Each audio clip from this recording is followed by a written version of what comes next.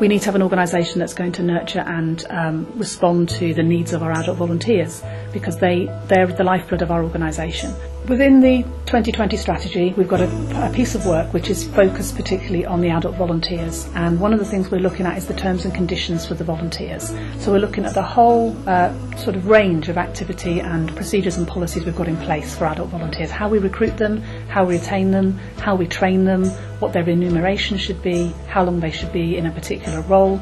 Bearing in mind they're all volunteers, we want to shape that work by asking the volunteers what they think would help us retain them in the organisation. Looking at what it is they expect from us as an organisation to make them feel valued and also to retain them for the longer term.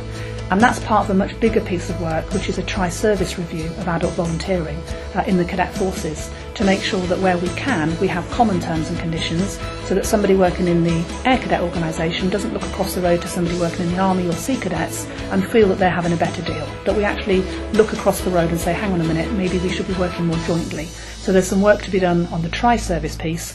The initial step is to sort out our own terms and conditions and make sure we know what the light blue volunteers would like. There's a major restructure going to go on, which I think most people would welcome, is rebrigading the headquarters to have a flying and gliding focus. We are now establishing a new duty holder gliding back within the headquarters organisation, so there'll be a bit of restructuring around that. Potentially, there may be further restructuring within the headquarters as a result of the strategy work in terms of where we need to focus our effort.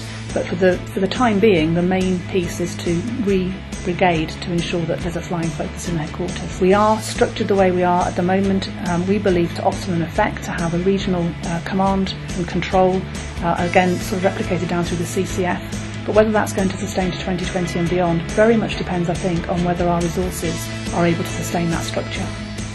But one of the strands of the Air Cadet 2020 strategy will always be safety, and in particular child protection. It's very incumbent upon us, running a youth organisation looking after young people, that we have really good processes and policies in place to protect those young people from a child protection perspective, but also from a health and safety perspective.